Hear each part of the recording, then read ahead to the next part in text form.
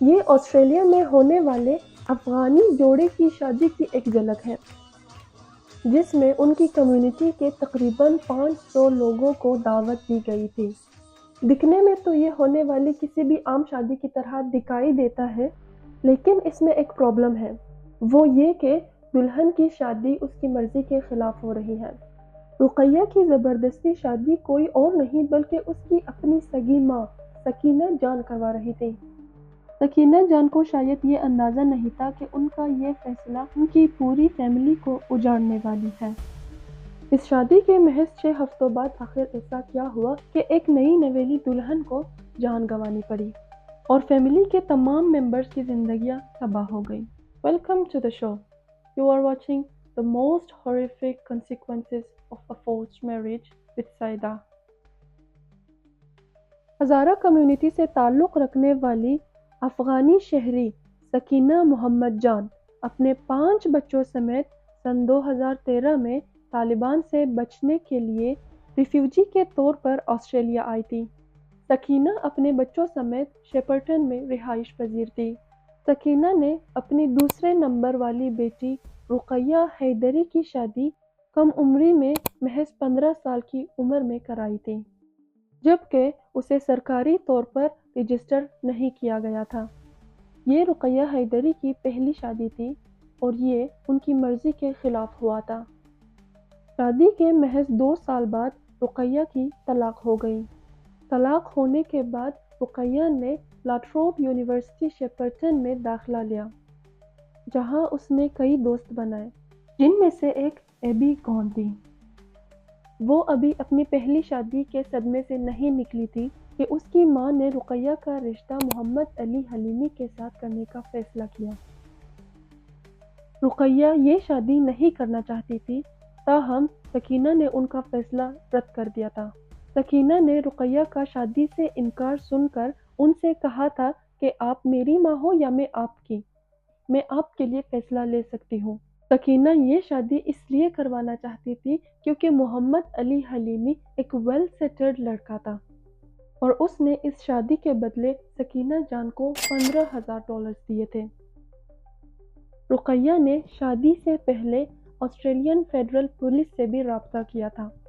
Australian federal police نے رقیہ کو protection دینے کی آفر کی تھی، تاہم رقیہ نے سوسائٹی میں بدنامی کے ڈر سے پروٹیکشن کے آفر کو رد کر دیا تھا اور اپنی ماں کے فیصلے پر زانو ٹیک دیے۔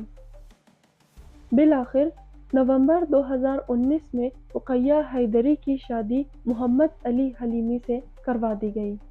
شادی کے فوراً بعد رقیہ اپنے ہسبینڈ محمد علی حلیمی کے ساتھ پرتھ منتقل ہو گئی، جس کے بعد نئے شادی شدہ جوڑے میں کئی مرتبہ گھریلو لڑائیاں ہوئی۔ شادی کے محض 6 ہفتوں بعد حلیمی نے گھر کی ایک ویڈیو بنائی، جس میں اس نے شکایت کی کہ رقیہ نہ تو گھر کی صفائی کرتی ہے نہ ہی اس کے لیے کھانا بناتی ہے،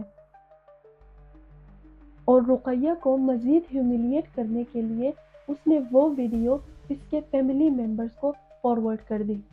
ویڈیو کو دیکھ کر رقیہ کے بھائی نے حلیمی سے کانٹیکٹ کیا۔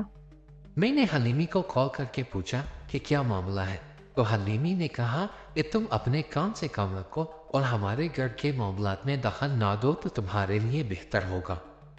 جب میں نے زیادہ اصرار کیا تو حلیمی نے کچھ گالیاں دی اور کال کاٹ دی۔ کال کاٹنے سے پہلے رقیہ کی آواز آئی تھی کہ تم کس کو گالی دے رہے ہو۔ اس کال کے بالکل 10 منٹ بعد حلیمی نے مجھے کال کیا اور کہا اگر تم مرد ہو تو آ کر اپنی بہن کی لاش لے جاؤ، میں خود پولیس اسٹیشن جا رہا ہوں۔ حلیمی نے کچن نائف سے رقیہ کے گلے پر وار کیے تھے اور اس نے خود ہی پولیس اسٹیشن جا کر گرفتاری دی تھی۔ پولیس جب حلیمی کے گھر پہنچی تو ان کو رقیہ کی خون میں لت پت لاش ملی، ساتھ میں وہ چاقو بھی مل گیا جس سے حلیمی نے وار کیے تھے۔ جب پولیس نے حلیمی سے قتل کرنے کی وجہ پوچھی تو اس نے کہا، میں اپنے بریکنگ پوائنٹ پر پہنچ گیا تھا اور بار بار ریجیکٹ ہونے کے ایک طویل عرصے بعد میں الجھن کا شکار تھا اور جذباتی ہو گیا تھا۔ جب میں نے رقیہ سے پوچھا کہ اس نے مجھ سے شادی کیوں کی تو اس نے کہا کہ میرے پیرنٹس نے میری شادی زبردستی کرائی تھی۔ لیکن جتنا تقی کو یاد پڑتا ہے یہ شادی رقیہ کی مرضی سے ہوئی تھی اور اس نے کبھی بھی یہ شادی کرنے سے انکار نہیں کیا تھا۔ لیکن سوال یہ ہے کہ آخر حلیمی نے پولیس کو ایسا بیان کیوں دیا تھا؟ حلیمی کے بیان کو مد نظر رکھتے ہوئے آسٹریلین فیڈرل پولیس نے انویسٹیگیشن اسٹارٹ کی۔ اس انویسٹیگیشن کے چلتے ہی آسٹریلین پولیس نے اکتوبر 2020 میں رقیہ کی فیملی کے 3 لوگوں کو گرفتار کر لیا، جن کو بعد میں بیل پر رہائی مل گئی تھی۔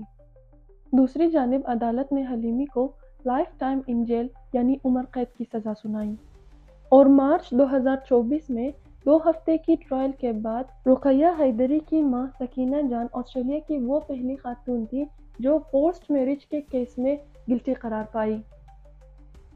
ان پر الزامات تھے کہ انہوں نے اپنی بیٹی رقیہ حیدری کی 21 سال کی عمر میں دوسری مرتبہ زبردستی شادی کرائی۔ ان پر یہ بھی الزام تھا کہ انہوں نے اپنی بیٹی سے شادی کے بدلے میں حلیمی سے $15,000 بھی لیے تھے۔